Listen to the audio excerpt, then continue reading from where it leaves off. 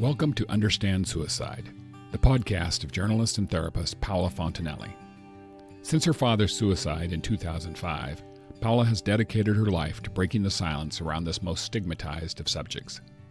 Her book, Understanding Suicide, Living with Loss, Paths to Prevention, was nominated for the National Book Award in Brazil, and the English edition is now available on Amazon.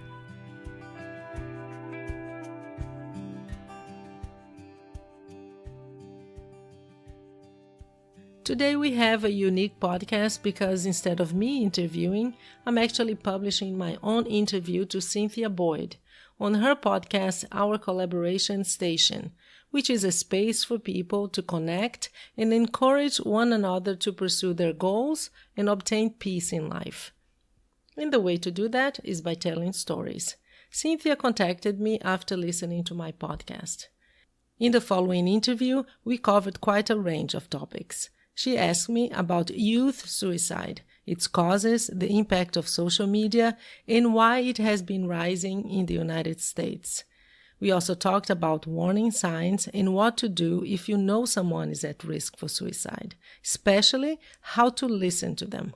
Cynthia's podcast, Our Collaboration Station, can be found on Anchor.fm and Spotify.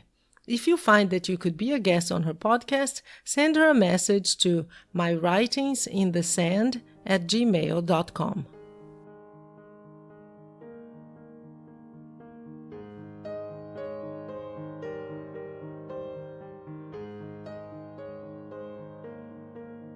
We can begin. Hello, Good. hello, everybody. Thanks so much for joining our collaboration station. This is Cynthia, and I hope everybody's doing well. If you are a veteran listener, thanks for returning. And if you are a new listener, thanks so much for connecting with us again today. So today we have a very special guest, Paola Fontanelli. Hello. Thank you so much. How are you doing today? I'm doing fine, yes. We have a bit of a time difference, so I actually woke up not very long ago. Yes, it is. It's a pretty healthy time difference by 3 hours. I'm about halfway through my day. Yeah, the day is just starting, but it's starting really well. Right. Well, that's very good. Thank you so much for getting up and joining us. Definitely glad to have you here. And I just want to talk a little bit about you. So I'll share a little bit. First of all, her website is called Understanding Suicide. So it's www.understandingsuicide.com. Is that correct, Paula? It's Understand Suicide. Okay. Great. Let me change that really quickly. So let me re-say that for you all. It's www.understandsuicide.com. And I ask that you please take a note of that, as it could be a very valuable resource for some of you who are out there, or someone that you feel might benefit from it. So Paula is joining us remotely from Portland, Oregon. She's a psychoanalyst who's finishing her master's in counseling. She's also an author, which is great, and her book is titled, you go ahead and say that title for us, please. Yes, now it's Understanding. Understanding Suicide, Living with Loss, Paths to Prevention. And you can find it on Amazon. Excellent. Now, I feel like I was reading somewhere, is it both in Spanish and English versions? Oh, actually, the book is in Portuguese. The first edition. The second edition was also in English. So the one that you can find on Amazon is in English. Excellent. So there are certainly options available out there. Now, someone very close to Paula ended their life through suicide. And since that point, she's been working on breaking the silence that surrounds the theme.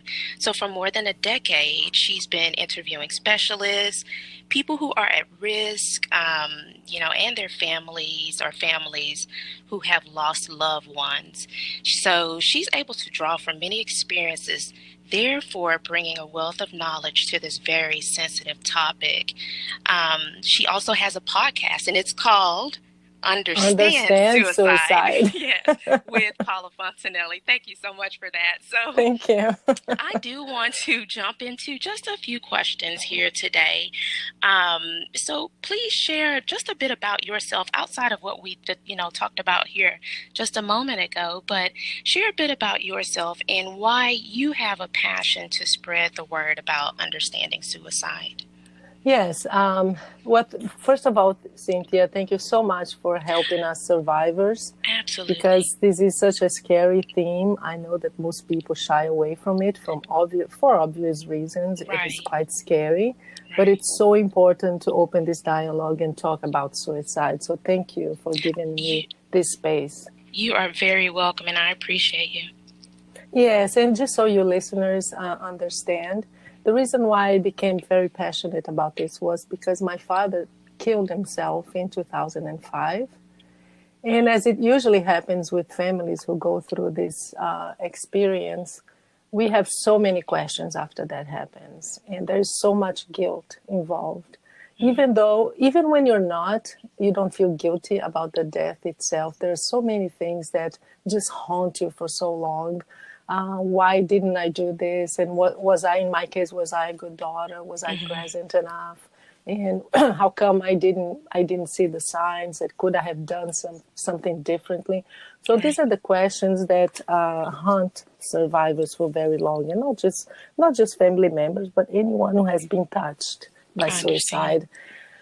So at the time, I was in Brazil. I'm Brazilian, and I searched for answers, and I was searching for books in Brazil. I couldn't find any books on suicide. I mean, that's how huge the stigma is, right? And how important it is to have resources, because it really, really helps to understand that you're not alone, to understand some of the warning signs, so you can help in the future.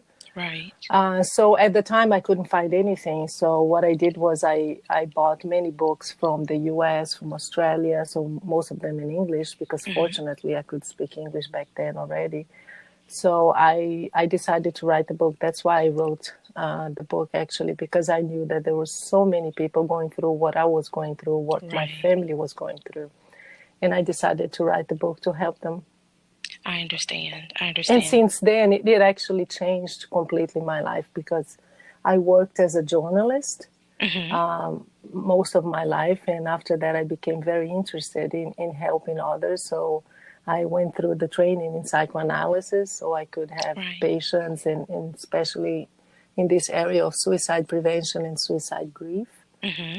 So I studied and I became very passionate. And now I'm finishing, as you just mentioned, in the beginning, I'm finishing my counseling degree, specializing in trauma treatment, which is also applied to not just PTSD and things like that, but suicide is a traumatic experience. So that's what I do now. So it totally changed my life. I changed my profession, and I became very focused on this. Great. So I read one of your articles on your website, Why Do Kids Take Their Own Lives? And the statistics that are listed there are quite alarming. So if you would please elaborate on some of the reasons as to why you think suicide rates for children in the U.S. are as high as they are. Well, there are many, many reasons. Suicide, you can never just pinpoint one reason, but what research shows is that at least 50% of the suicides, when it comes to kids, their family, it comes from family problems, family dynamics. It can be lack of communication, it can be neglect, could be some kind of abuse, physical, mental, emotional, sexual abuse, to substance use in the family, history of mental illnesses. So all these are related to family dynamics. But of course, there are other factors as well. One of them is that kids they are more, especially teenagers, they're more vulnerable to mental illness. Some of the mental illnesses, they don't kick in until late teens and early 20s.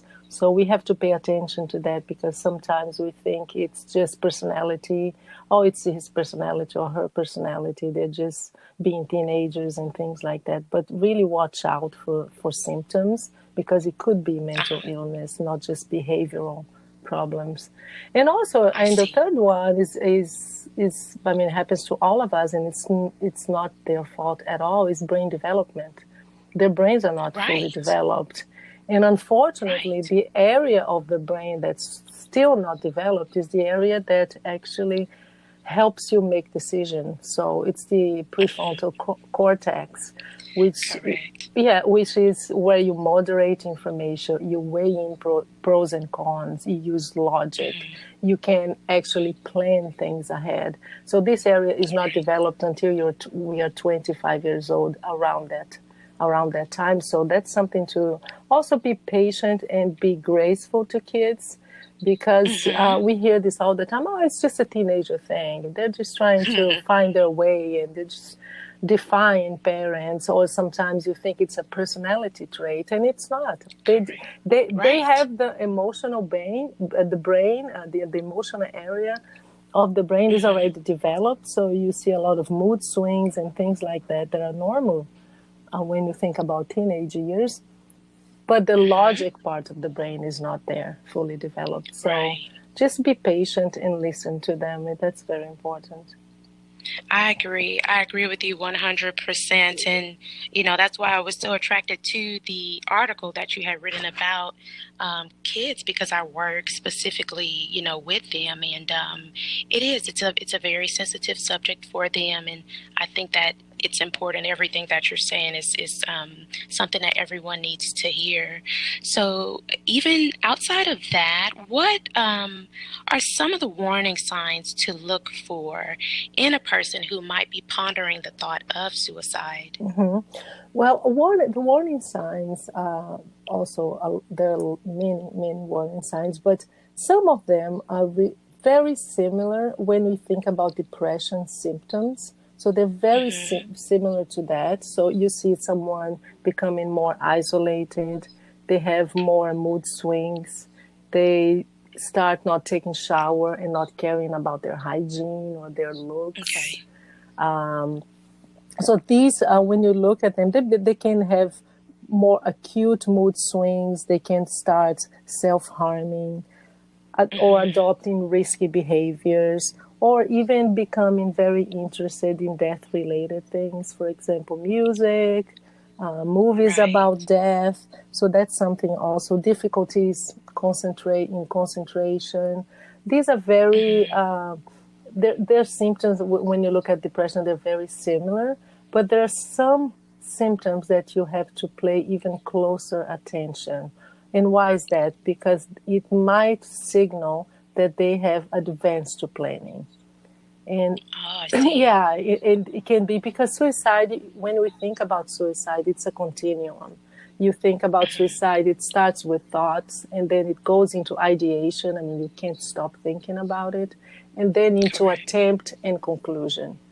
So when you think about this continuum and warning signs, if, for example, they have really planned, they have really made the decision to take their own lives, they will start talking in the past tense.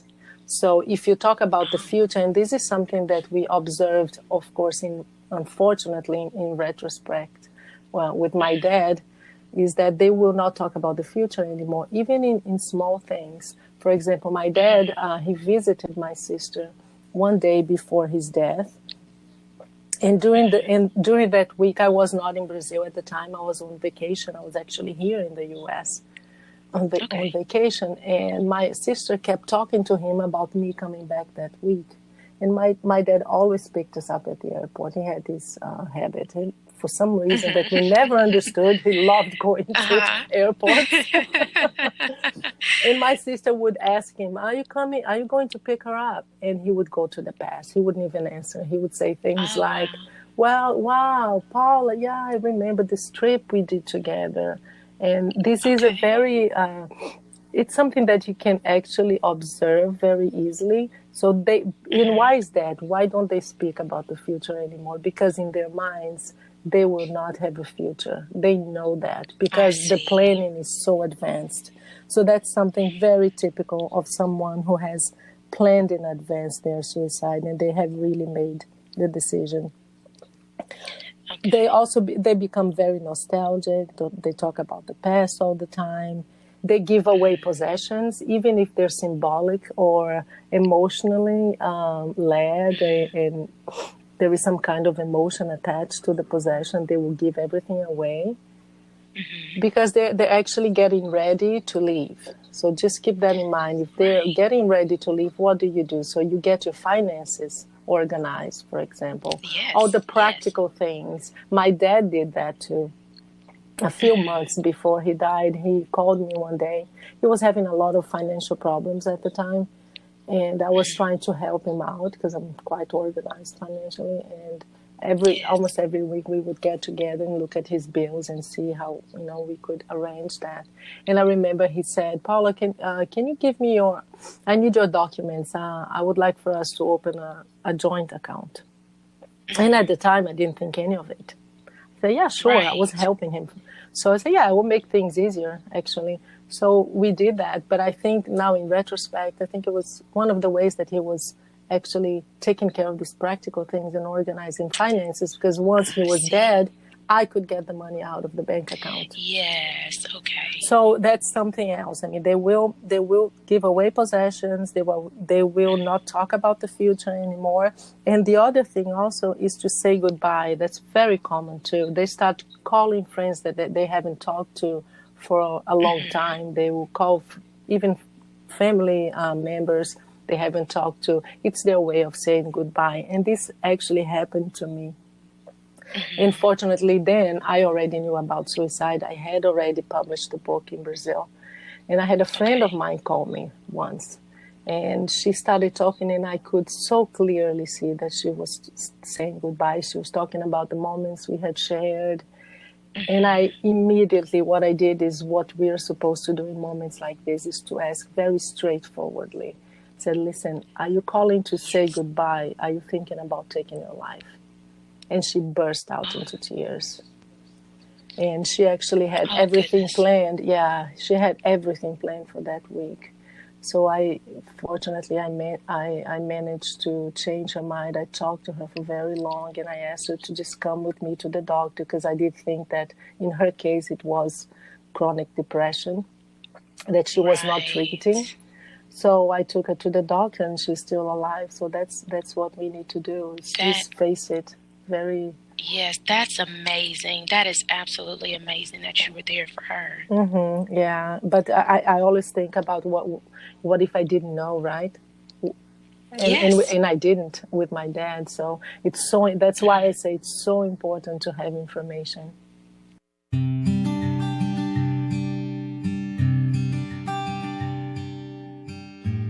If you want more information about suicide, my book is now available on Amazon, both in paperback and digital formats. Just type in the title, Understanding Suicide, or my name, Paula Fontinelli. The book was written for people like you, and it's the result of more than 10 years of conversations with families who lost loved ones to suicide, individuals who attempted suicide, specialists, and mental health professionals. Thank you for your support. Now back to the interview. Right. Well, I'm so glad you were able to put those things out there, because a lot of them, even just speaking from personal experience, I wouldn't have thought that, I wouldn't have thought many of those. And I'm sure there are people who could attest to the same. Of course, yeah. You think, They well, may not she have. misses me. We haven't talked in a while, and you don't pay Right. attention to these verbal cues. Right. Thank you for that. So tell me this. How do you feel about social media? How do you feel social media has played a role in the decision of a child or an adult to move forward towards the unfortunate conclusion of suicide?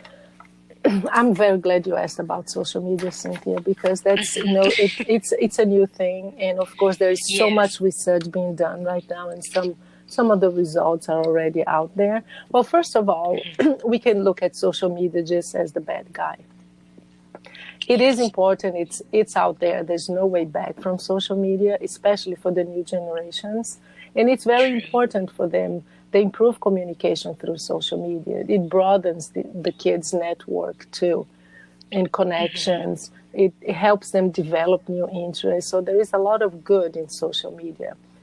But the other side of the coin, and this is what research is already showing us, is that it can have a very negative and destructive effect on kids. We see now that kids are way more anxious than they used to be. There is even a term for that. Is one of the reasons for this anxiety is what they call FOMO. I don't know if you heard of that. Mm-hmm. Isn't that fear of missing out? Yes, fear of missing out. And the thing is, not just kids, is it? And adults as well. Yeah, it's all of us. I mean, we're always afraid that if you don't look at your phone every single minute, you're missing on something. You're missing on someone talking or a post on Facebook. So this has a very direct negative impact on their mental health. That's for sure.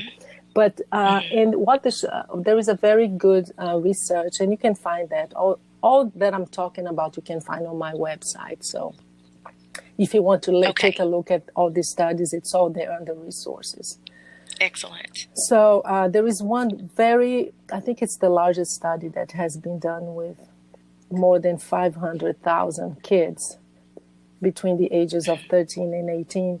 And it's very much related to social media. And what they found was that the time that you spend online makes a huge difference. Yes. So kids who spend less than 3 hours, when you go over this 3-hour time lapse, it increases in more than almost 35% the chance that the child or the teenager will have a suicide episode, which can be within that continuum that I told you about. Right. It could be ideation, it could be thoughts, it could be attempt. So there is a direct link and it's just not social media. It's just the fact that you are hyper connected. Right. And connected for more than 3 hours a day. So there is a time. So if you're a parent and you're listening to this, try to control the time they spend online. Because although it may seem very harmless, it's not. Now, research already shows that. And also they have 13% more, they're more likely to have depressive symptoms as well. So it's all, like most things in life, Cynthia, it's about balance. You can't isolate them and take the phone away and say you're not using social media anymore, because there is a positive side to social media and texting and all of that. That's how they keep connected.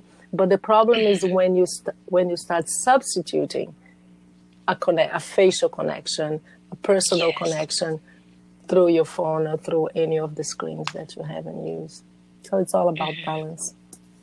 Absolutely. That's a great word. And people who know me personally know that I am not the biggest fan of social media, actually. Really? I am not. I'm not either, to be honest. People, you're right. For years, for probably 15, 20 years, some of my closest friends have been saying, you need to get on Facebook. You need to get on Instagram. And I'm like, no, I'm good. But being that I've now started my business, and you can't go just post what you're doing in the newspaper for people to see it immediately. It's important that you're linked to social media. So you're right, it does have several pros to it, but it's so unfortunate to hear those cons when it's linked to things like potential suicide. It just is.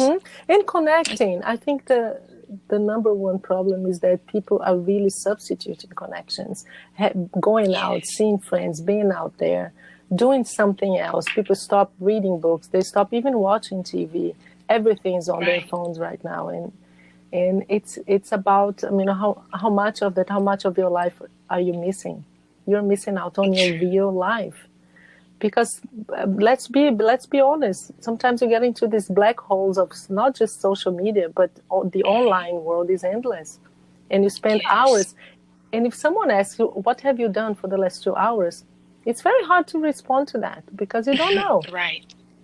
It's just it's about distraction, and that's another thing too. When you think about distraction, is that people are not alone anymore. They're not with their thoughts anymore. They're not taking time to reflect on their lives anymore. Boredom doesn't exist anymore because people get so anxious. Just take their phone away, and you see the anxiety on their faces. Right. So, I mean, it's not a problem. It's not a problem if it becomes a problem, but that's up to us to know. And it's very important for parents to realize that too, because it's easy to blame their kids and point fingers. But what are you modeling as a parent? That's a question that you have to answer yourself. I mean, what am I showing them? It's the same thing with parents who say don't drink and they're alcoholics. That's true. So it's about leading your life. I mean, live the life you talk about. If that's important to you, then do it yourself and show by example, right? Right. I agree with you 100%. So you have a space in your article titled Listen, Listen, Listen. Mm-hmm. And I feel as though this is one of the most important things a person can do. And I say that just speaking on something personal to me, which is my business. I intentionally named it Listen and Learn, and it's Listen and Learn LLC in Kennesaw, Georgia, but I intentionally named it that so that when the children that I work with, when they come together and they're working on social skills in small groups, they are actually learning how to listen to their peers and respond appropriately to them. And it could be if I'm in an individual session with a child, I'm teaching that child how to listen and then respond. And that's something that's extremely important for children at, young ages. As you said earlier, the brain is still developing. So they, are definitely in tune to many things, and you can also teach them many things, at that time. So, and it doesn't just apply to kids either. It's for adults as well. Like, just as you and I are talking, I'm listening in to what you're saying, and I'm getting a general understanding of it, and I'm also learning from it too. Mm-hmm. And then vice versa. So it's great when, adults can use that same listen concept into what it is that they are, any conversations, that they are having. So I say all that to say, do you have any suggestions that you can pass along to someone listening now about how they can be a positive listening ear to someone who may be considering going this route of ending their life? Mm-hmm. Yes, you touched on a very important issue within suicide, because when you listen to someone say, I want to end my life, because there are so many ways of saying they want to end their lives. They can say, I can't take this anymore. There are many verbal sentences that you can use, or this doesn't mean anything. Life doesn't mean anything anymore to me. So this is all related to suicide. But the main thing when it comes to listen to this, to listen to someone who is saying something like that, is to not be judgmental.